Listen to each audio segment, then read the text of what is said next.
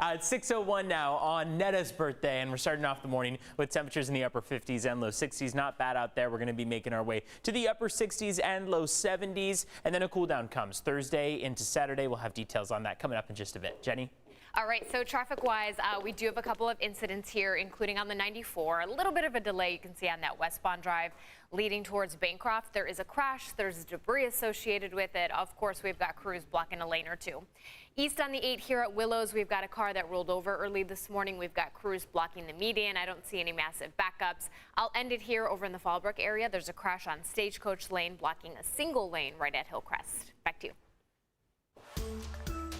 Well, this morning, a homeowner in the East County dealing with the aftermath of a very close call. Yeah, a tree crashed through his home overnight. Not just any tree, a giant tree. News 8's Allison Royal live in Lemon Grove now with a closer look at what happened here. And there's going to be quite the cleanup there behind you today.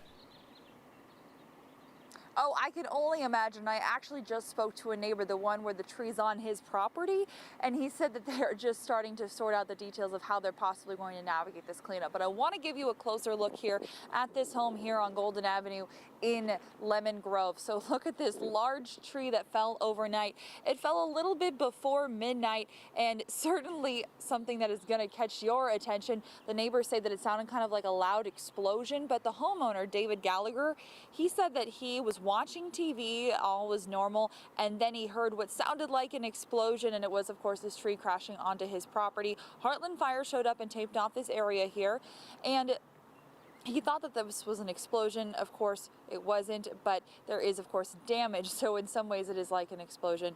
So the tree caused damage to his car, garage, kitchen, front door, the balcony caved in, and the restroom in his bedroom. He also said that part of the electricity in his house went out, so no access to, say, the TV to finish that show or his refrigerator. So a lot of details to work out here, but this tree is very massive. Hard to say why it fell, but I am going to bring you back out live here.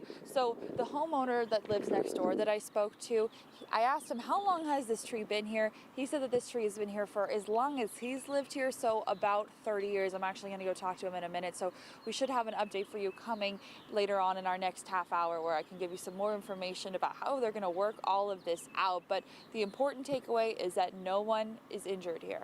Netta and Eric. That's the good news there, that's for sure. Thanks, Allison. New this morning, a driver crashed into a number of parked cars in Choyas View. This happened just before 2 this morning on 47th Street south of Market. And thankfully, no one hurt here either. Officers are evaluating the driver to see if that person was under the influence.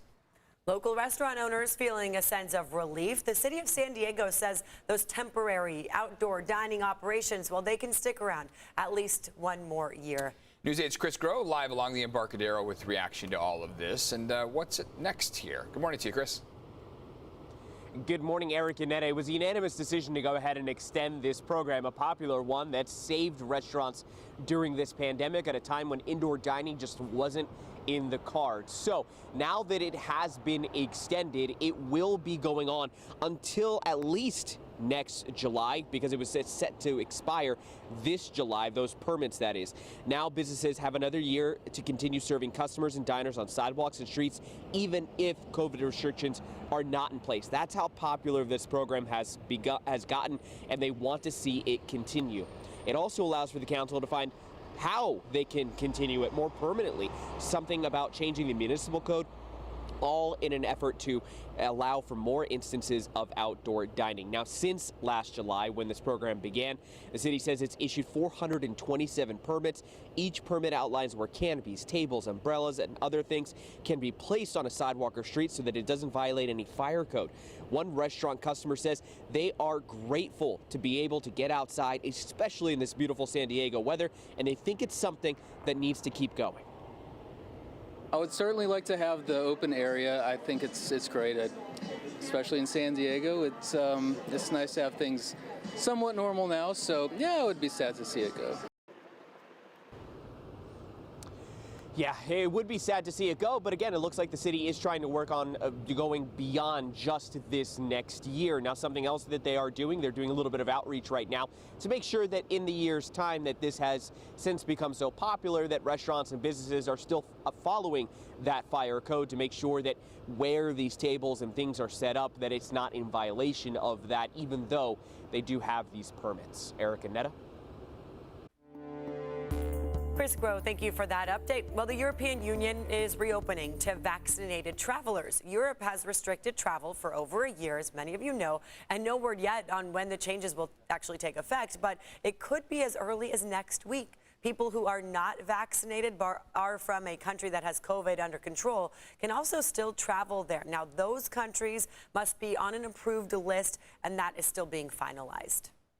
Cruise lines and Sharp Healthcare, they're getting ready to start vaccinating nearly 450 crew members starting today. Yeah, this morning, 3 ships from Holland America and Princess Cruises are approaching San Diego. It's happening right now in our waters.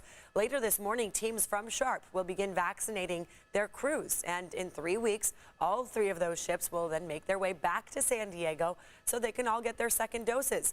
CDC guidelines state at least 98% of crew members and 95% of passengers will need to be vaccinated to resume cruises. So a big update this morning. More COVID vaccine clinics are coming to local high schools. You see them right there on your screen. Today, UC San Diego Health will be giving shots at Morse and San Diego high schools. They'll be on both campuses again tomorrow. Meanwhile, Sharp Healthcare will be at Madison High today and Mission Bay tomorrow. From 9 a.m. to noon, those vaccine shots will be available at San Ysidro High School. Taking a look at the vaccine distribution numbers here, more than 3,650,000 doses have been given, and that's just over 54%, nearly 54% of people in the county who've been vaccinated with at least 1 dose, and fully vaccinated, we're up to 40.4%. The county is reporting 108 new COVID cases. Our adjusted case rate fell slightly this week from 3.7 to now 3.4. We do need to reach 2 or lower before we can get to the yellow tier. No new deaths reported. That total remains at 3,742. The family of missing mom Maya Miliete says a private meeting with Chula Vista Police has left them hopeful for the future as the search continues for her. Maya's sister and brother-in-law met with police for hours yesterday, and while they say some things they learned need to remain confidential, they feel closer to finding her. It went great. We felt relieved. We are very happy. It was a very productive meeting. We have a really confidence with the investigation now that we had this meeting. Maya's sister and her husband have teamed up with a retired detective from Oceanside to help them work through the case. Maya has now been missing for over 4 months. A stretch of East 8th Street in National City remains closed this morning as crews work to repair a gas line which caused a leak. 75 homes, along with Ira Harbison Elementary School and a nearby strip mall, were evacuated for a short time. Construction crews accidentally cut into that gas line. East 8th from Harbison Avenue to Plaza Boulevard is expected to reopen sometime today.